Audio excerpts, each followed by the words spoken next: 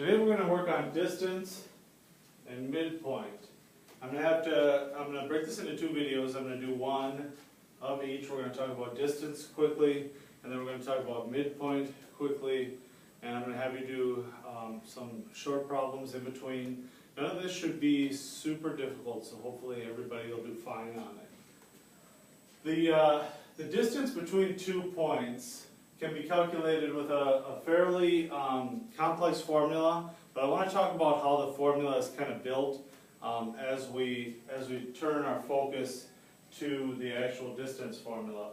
So the distance formula itself is d equals the square root of x2 minus x1 squared plus y2 minus y1 squared.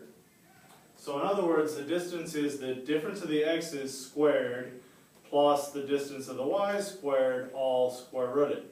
Now I want to talk about where that comes from. If we look at our points, 8, 5 and negative 9, 4. There's 8, 5 and then negative 9, 4. So negative 9, 4 is sitting right there. If we look at the distance of the difference in the x values between those points, we're talking about this distance straight across. That's the difference in the x values there. And in this case, you have 8 minus negative 9, or negative 9 minus 8, either way. You go from 8 all the way down to negative 9, and that is 17 spaces, or negative 17 spaces, depending on how you look at that. And then the difference in the y's, that's this height difference here, which is just 1.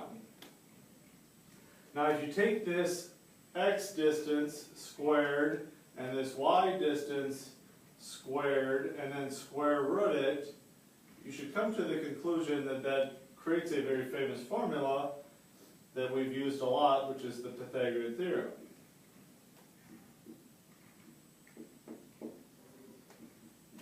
Which says a squared plus b squared equals c squared. So the distance formula is really just the Pythagorean theorem about the slopes of the lines, because your y or run different, your y difference or your run and your x difference or your rise make the a and b parts of your Pythagorean theorem. So hopefully everybody sees why that works the way it works. Remember the numbers 17 squared and 1 squared, because I think they're going to come flying back into view really quickly here. So when I'm working a problem like this, remember Mr. P always labels everything out. This is x1, y1, x2, y2. You are not required to label things out, but I highly, highly recommend it. So to find the distance between these 2 points, we're going to take our x2 value, negative 9, subtract our x1 value, 8, and square that. Then we're going to add that to our y2 value, 4, minus our y1 value, 5, and square that. Okay, so negative 9 minus 8 becomes negative 17. Negative 17 squared, there's that 17 that we were talking about earlier, plus 4 minus 5 is negative 1. Negative 1 squared, there's that 1 that we were talking about earlier. So we're going to do 17 squared,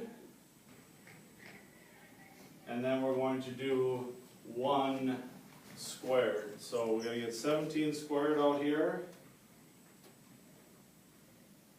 17 times 17 is 289. Plus 1 squared is 1. So the distance between the two is the square root of 290. Now if you would like to sit and try to break that up, make a tree and break it up, that would be great. But Mr. P is totally okay with all distances being listed as gross square roots if they do not come out nicely. You should always try to square root them. I know for a fact this one will not, because 289 was 17 and I just added 1 to it, and that's not nearly enough to get to the next square in the list. Alright, so at this point in time, I would like everybody in their table groups, table group, table group, table group, table group, in groups of 3 or 2, to work out another distance formula problem. I'd like you to calculate the distance between the point -13, 16 and the point 5, -8. So I want you to go ahead and calculate the distance between -13, 16 and 5, -8. Once you have that calculated and confirmed in your table group, you can show my sub, and once everybody in the room has that distance correctly calculated, then you can move on to the second video, which is talking about midpoint.